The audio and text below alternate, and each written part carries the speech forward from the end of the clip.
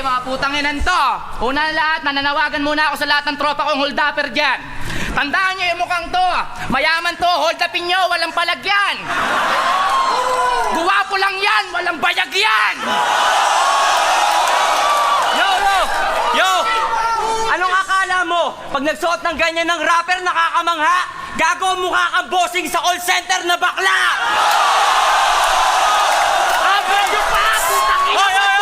Anong akala mo? Yung ganyang suot bagay sa mukha mo? Nagsuot ka lang ng ganyan para magmukha kang mayaman para dumami yung matsupa mo! Una sana, bago ang lahat, lilinawin lang namin.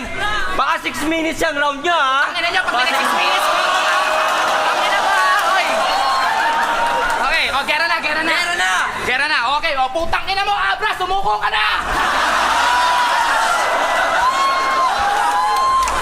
Napapaligiran ka na ng mga titi.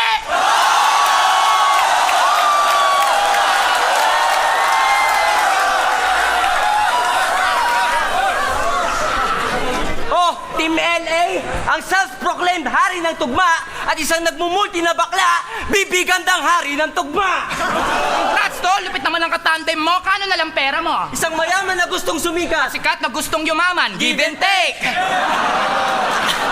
Yo!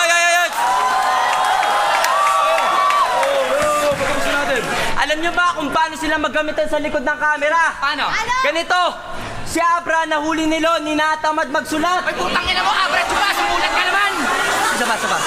Hoy, Abra Chupa, putang ina mo, sumulat ka naman! Sulat mo na lang ako, idol, babayaran kita. Ay gago, nung si Abra naman, nakita si Loni, tinutusan bumili sa labas.